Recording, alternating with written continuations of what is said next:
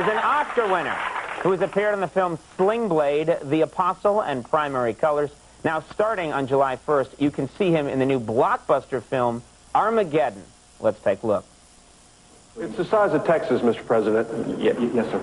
Dan, we didn't see this thing coming. Well, our object collision budget's $1 million. That allows us to track about 3% of the sky. And begging your pardon, sir, but it's a big sky. And the ones this morning? Those are nothing. They're the size of basketballs and Volkswagens, things like that. Is this going to hit us? We're efforting that as we speak, sir. What kind of damage are we? Damage? Total, sir. It's what we call a global killer. The end of mankind. Doesn't matter where it hits. Nothing would survive, not even bacteria.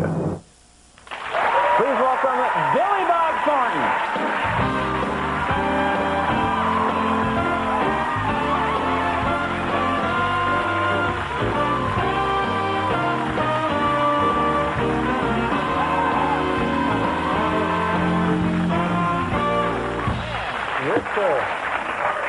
It's so funny. We were talking about this in the hall just before the show, but the last time you were here, I guess promoting Sling Blade, right? Right. I made a joke at the end that I said, yeah, well, now that you've done this film that's so critically acclaimed and everything, your next movie is going to be probably about a giant asteroid.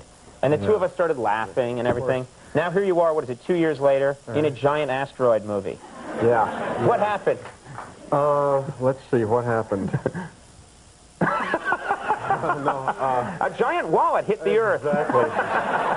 Showering you with money. That's right. Well, actually, I did not see the movie yet, but some people on my staff saw it last night and said it's great. It's a great ride. They loved the movie. You know, I saw it about a week ago, and like you said, it's generally not my bag. Right. You know, big blockbuster movies. And quite honestly, the reason I did it is because I loved it. The script, I couldn't quit turning the pages. And I liked it even better than I thought I would. It's a huge movie. Yeah. I've never seen a movie this big, and I was exhausted when it was over. Oh, really? Yeah. Just because I would think that when they first approached you about doing this, you did a small movie, got a lot of attention, got a lot of acclaim, that you might have an attitude about doing a blockbuster. Did you? Did you have kind of a, I'm too cool for that attitude at first? Maybe in the beginning a little bit, but not too cool, just too, actually afraid might be a better word, because I was going to be wearing a suit, and I was going to be in charge, you know. In your role, you're going to be wearing a suit, and that scared you? It scared me a lot. Yeah. And fortunately, I'd lost some weight before I did the part, so it wasn't quite as bad. But to be the boss, I think, scared me more than anything else. I mean, I played the head of NASA, you know what I mean? Did you get to see some cool NASA stuff while you were there? I would think you would get restricted access. Yeah, we got to see a lot of stuff. Actually, the building where the space shuttle is housed, where they work on it and everything, which is kind of a scary thought anyway. It's like, you know, guys named Gus and stuff working on the space shuttle. It's like, hey, hand me that wrench, you know. It's just kind of a Jiffy Lube operation, pretty much. Yeah. Sort of big hangar, and these guys in these coveralls, it's like, let's fix that space shuttle. Does the head of NASA call them? When's it going to be ready? And you'll have to use the rental for another week. Exactly. It's always a vacuum leak or the carburetor, I guess. I think it's like carburetor. It's a vacuum leak. Yeah. You talk about housing the space shuttle. You can't. That thing is a building itself. Yeah, I mean, I can only imagine the box they put that in. Well, it's got the building where they keep it actually has its own weather system, and which we thought was a joke when they first told us that. But the building is so big that when they keep the doors open and it's, you know, bad weather outside or whatever, clouds actually form in the building and it rains inside the building. That's how tall it is. Just like Aaron Spelling's house. That kind of thing. It's raining in his living room right now. Right. You have to be, this is a movie where, as an actor, you've got to look as afraid. I mean, it would think it's the end of the scale for being afraid, because you have to contemplate the end of the world.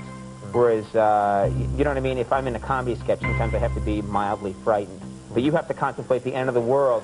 Do you draw on some experience in your life? I mean, what's the most afraid you've ever been? The most afraid I've ever been. I was almost hit by a train once.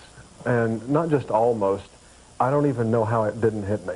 You know, I mean, it missed me this much. Were you, like, just sitting on the tracks? I mean, no. I picture you in a lazy boy on the tracks.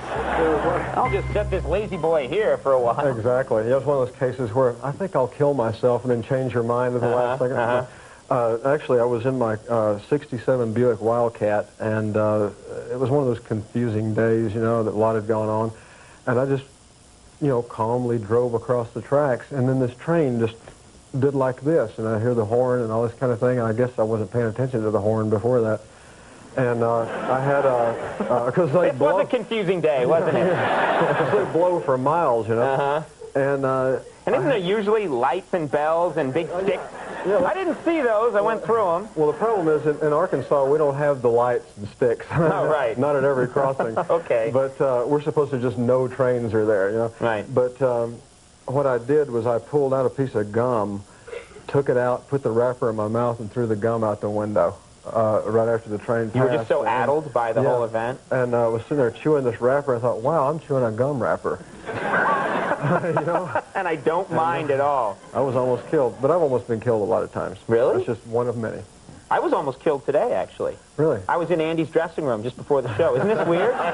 This is a true story. Just about half an hour before the show, we were in the dressing room, and we were talking about the show, and I sat, Andy has a counter, and I jumped up on the counter, and it's cold in here in the studio, so I wear like just an old baseball jacket during rehearsal, so I'm wearing that, and I just sit up on his counter, and I didn't notice that there was a candle. He has a lit candle on his desk. And I lean way back, and I'm talking to Andy, and I literally did the thing that Gilligan used to do when his pants would catch on fire, is I went, something's burning. Someone's cooking ham, you know. I was like, and all of a sudden, Andy just said, like, you're on fire. And I jumped up, and my whole coat was on fire. Did he call you little buddy? He did, yeah. Then Andy hit me with his hat, yeah. Well, I pretty much our relationship. When he came in and sat on the counter, I said, careful, there's a candle there. And he went, okay. Yeah. I don't listen to what Andy thinks half the time. I'm like, yeah, whatever, blah, blah. You know. That's what happens to you when you go in a guy's room who's really spiritual like Andy. He's got all kinds of candles going. I smoke too much. Okay. We're going to take a little commercial break right here Well, before we find out more about Andy's personal life. More with Billy Bob Thornton in just a second. The cigarette.